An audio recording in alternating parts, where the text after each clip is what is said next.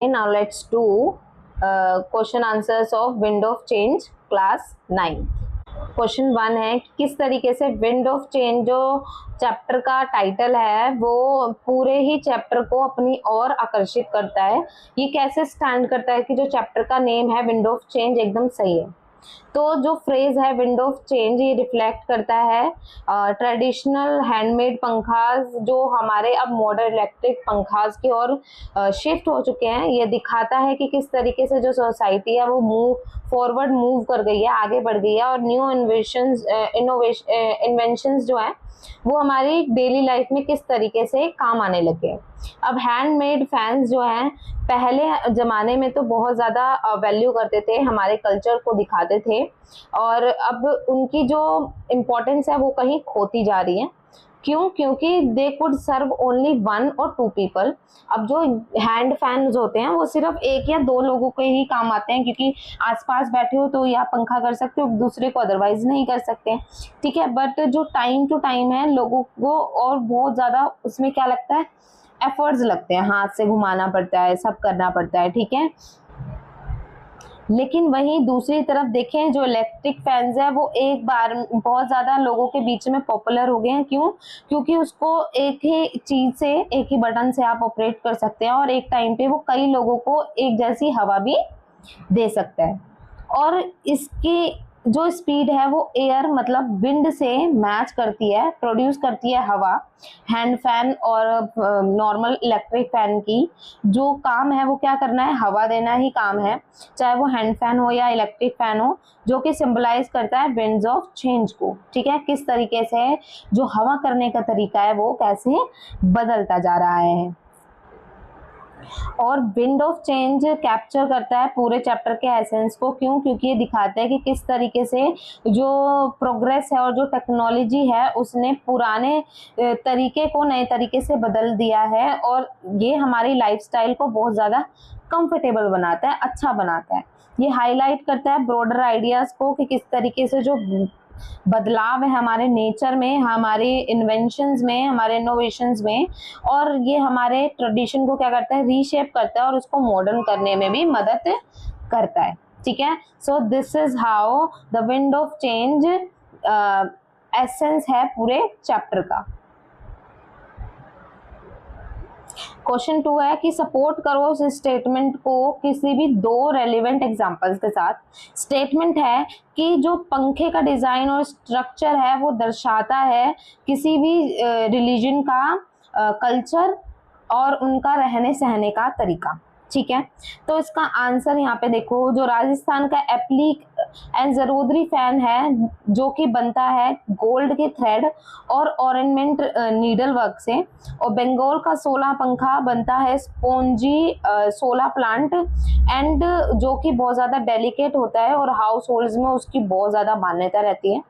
और निष्कर्ष में कहा जाए तो राजस्थान के जो पंखे हैं वो रिफ्लेक्ट करते हैं इकोनॉमिक सस्टेनेबिलिटी को एंड शो करते हैं रॉयल थ्रू इट्स क्राफ्ट, जबकि जो बंगाल के पंखे हैं वो दर्शाते हैं स्किल्स को एंड नेचुरल रिसोर्सेज के द्वारा किस तरीके से 16 प्लांट से वो लोग क्या करते हैं, पंखे बनाते हैं। जिससे पता चलता है जो स्ट्रक्चर है और जो डिज़ाइन है पंखे का वो दर्शाता है कि किसी भी कल्चर की आइडेंटिटी और रिलीजन को। एज ईच एरिया वो क्या है, लोकली अवेलेबल रखता है अपने मटेरियल्स को जो कि रिफ्लेक्ट करके उनके ट्रेडिशंस को। ओके, तो यहाँ पे राजस्थान और बंगाल के पंखे की बात की गई है और बताया गया है कि किस तरीके से दोनों पंखे एक दूसरे से अलग हैं।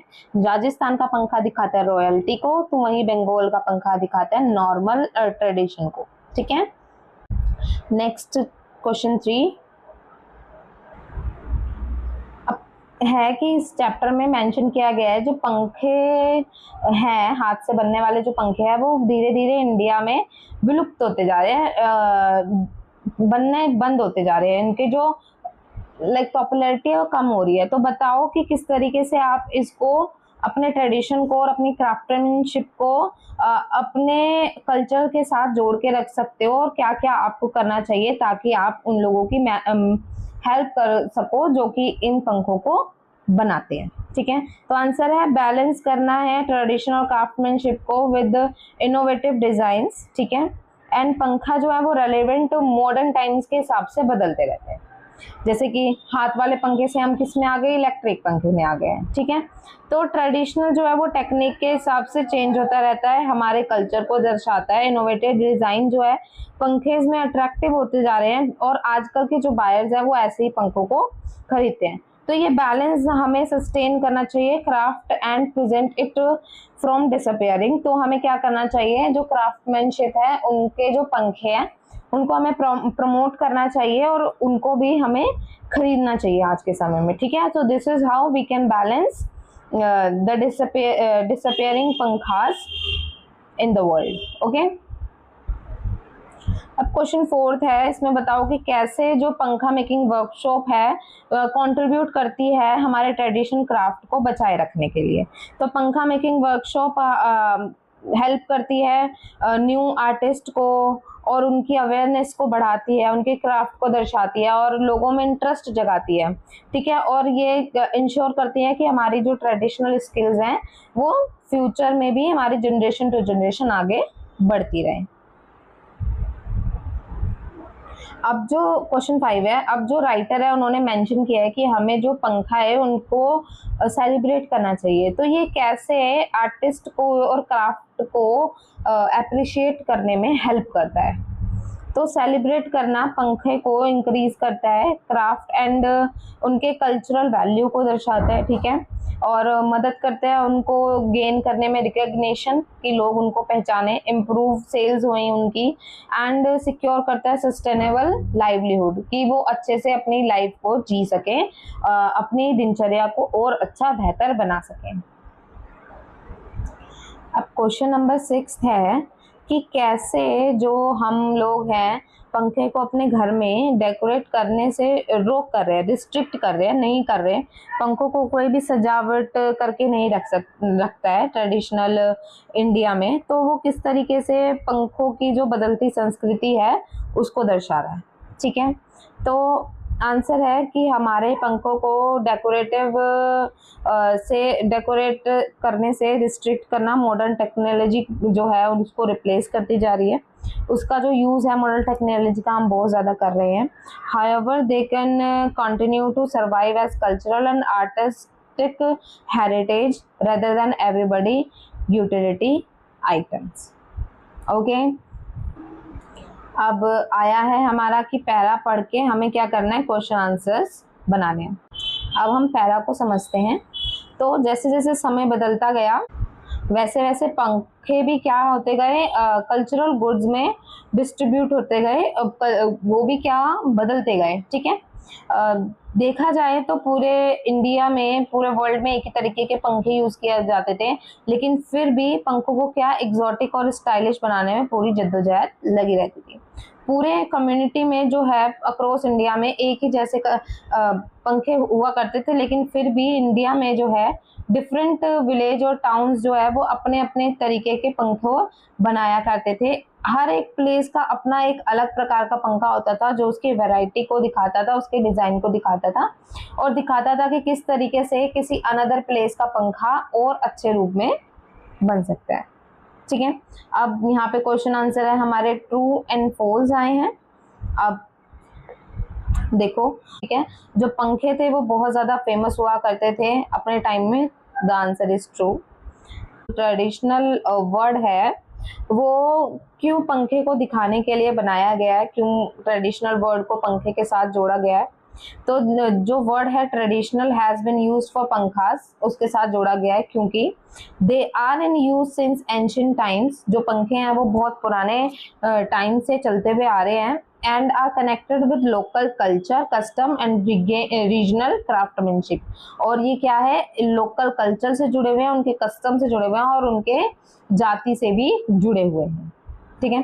थर्ड है complete the following sentence. Sentence को कंप्लीट करना है। सेंटेंस है they were considered exotic and stylish in an option and not a fact because क्यों उनको exotic and stylish बनाया गया था, क्योंकि exotic and stylish are personal judgment and can differ from person to person. अगर आप exotic और stylish अपने पंखे को बनाओगे तो ये आपके कल्चर को अलग अलग तरीके से शो करेगा।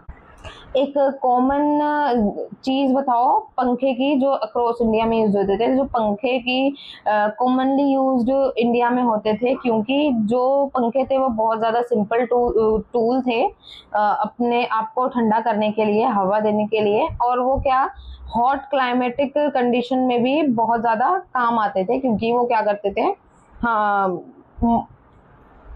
वातावरण को ठंडा करने में मदद करते थे।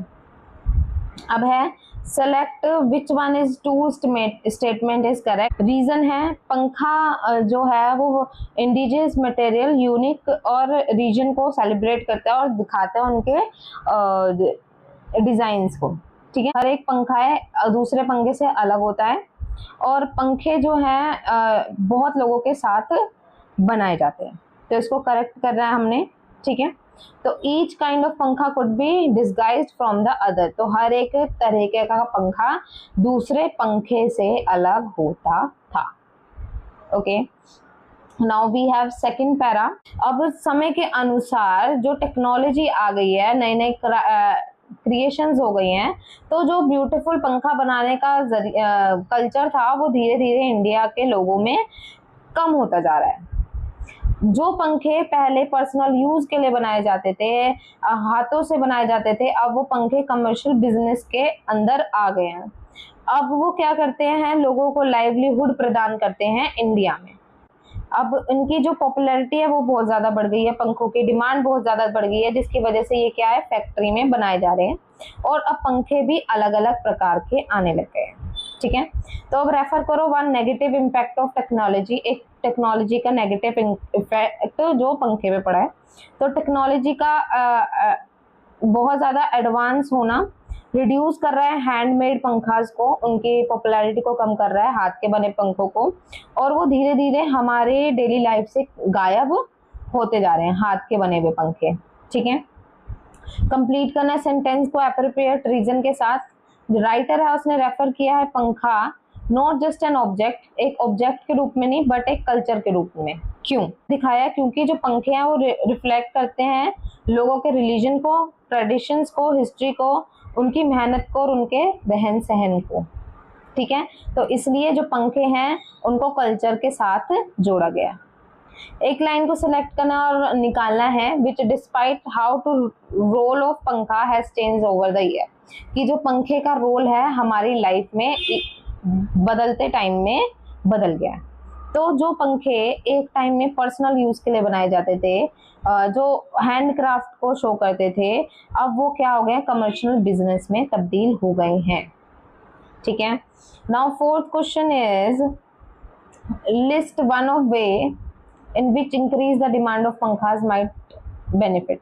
अब एक ऐसी लिस्ट बनाओ, एक ऐसा रीजन बताओ जिसमें ये पता चले कि जो पंखे हमारे उनकी जो डिमांड है वो बढ़ गई है, तो हमारे लोगों के लिए वो अच्छी चीज़ है। ठीक है, तो ये अच्छी चीज़ है क्यों, क्योंकि आर्टिशंस को क्या कर रहा है, सस्टेनेबल लाइवलीहुड दे रहा है, एक अच्छा दिन, एक अच्छी लाइफ दे रहा है, और बेटर इनकम अपॉर्चुनिटी दे रहा है और ज़्यादा पैसे कमाने के लिए।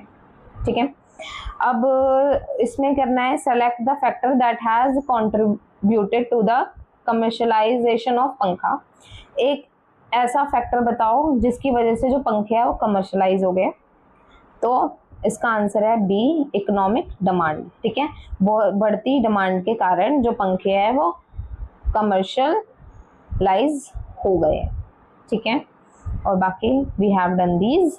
सो this was the question and answer of the chapter Winds of Change. I hope आपको समझ आ गया होगा पूरा chapter, and thanks for watching, bye, take care.